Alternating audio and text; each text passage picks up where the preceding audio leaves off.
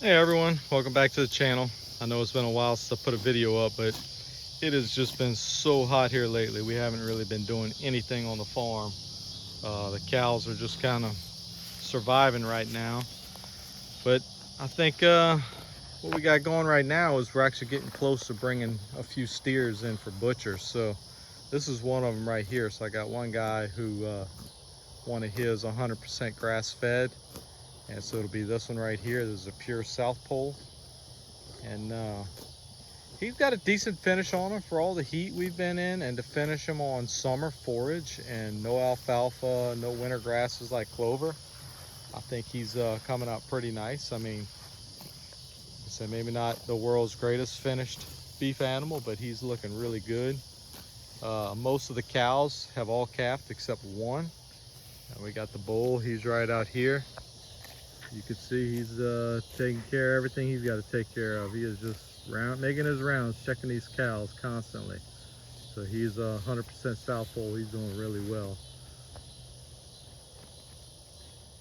So the other two we're going to bring to the butcher are going to come out of this. This is our steers in the feed pen. So this is one of them right here. He's a half Beefmaster, half South Pole. And he is gotten pretty large. I don't know exactly what he weighs, but I'm guessing he's probably 1,200 plus pounds. Thinking he's gonna hang 550 or 600. And he's a tall, lanky guy. I mean, the Beefmaster definitely puts a little bit different shape on him than any of the other animals we've raised. Not quite as muscular as like the South Pole or the Herefords, but he looks really nice. He's got some good, he's good and thick. I know it's hard to tell in this video his size, but he's coming around really nice. See, I got some younger ones that I've got 10 lined up for next year. And so some of them will be grass fed, some of them will be grain fed. And the ones in this pen here will probably be the grain fed ones we do. But the other one, the one that's still hotly debated between us, is this Hereford bull. Hey, how you doing, Daisy? See, I remember Daisy, she had that calf that was super weak. We had to nurse it a few days. It was blind. That calf has made a great recovery. Daisy's taking good care of it. She's back in the field with all the rest of the cows and her calf. Everybody's doing really good. But yeah, the Hereford bull, now we had two calves off of him last year that he obviously got bred as a 14-month-old. But he is nice and long. He's got a pretty good hindquarter. I can't quite get around him. But he's turned into a decent bull.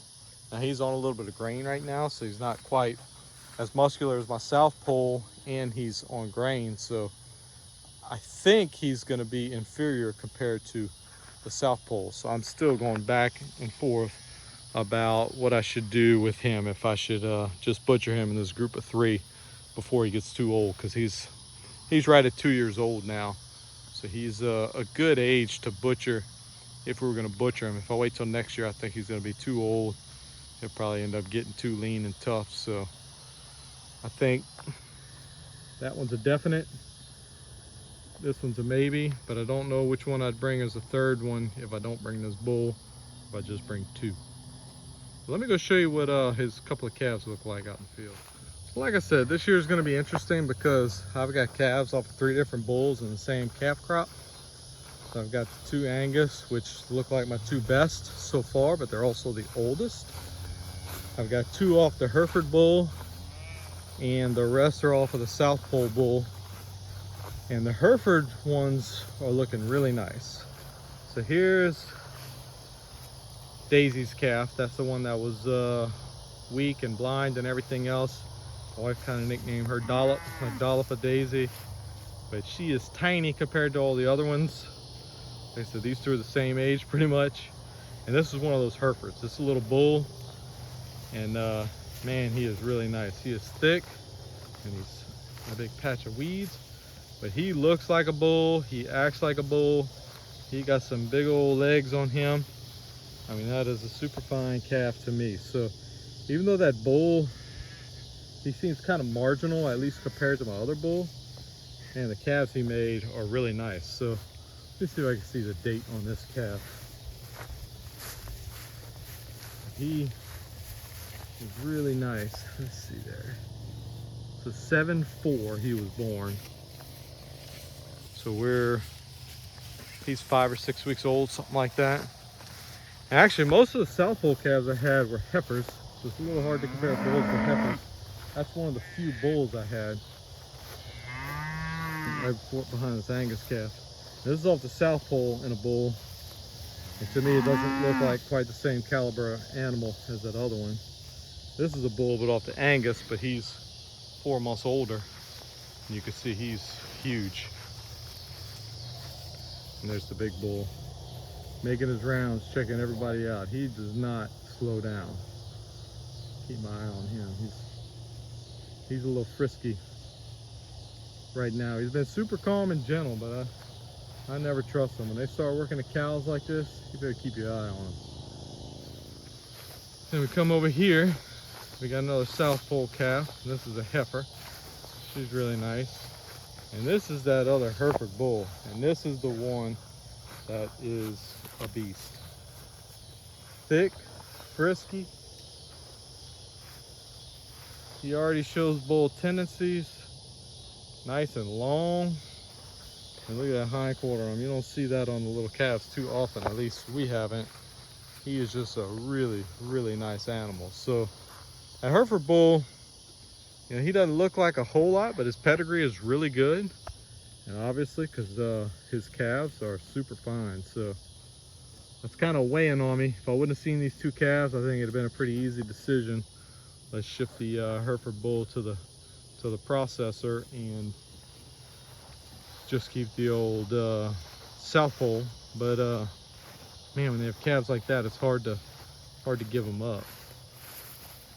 Yeah, you compare that Hereford to the South Pole, and the South Pole is an absolute tank compared to him. And this guy's with the cow herd, so he's been running cows for almost 3 months now, and he is just in top condition. I mean, we're on summer forages that are as hot, as dry, low protein, and this dude is just, like I said, he's like a tank. So I know I want these genetics, but I just don't have a lot of cows. It is so hard to justify keeping a second bull for a maybe.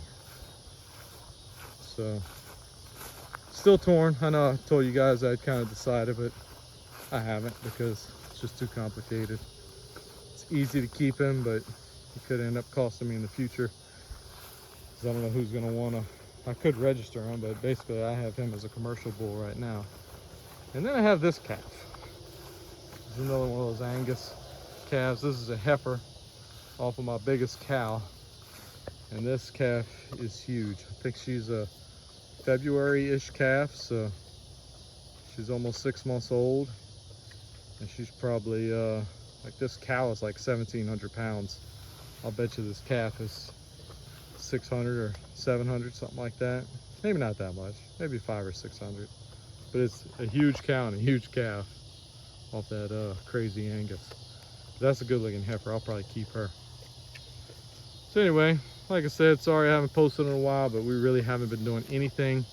I just come out here and check on the calves late in the evening like this, make sure everything's all right, still getting water, check for any new calves. But I've only got one cow left to calf, and it's this dark one right here in the middle, and she really doesn't look that close.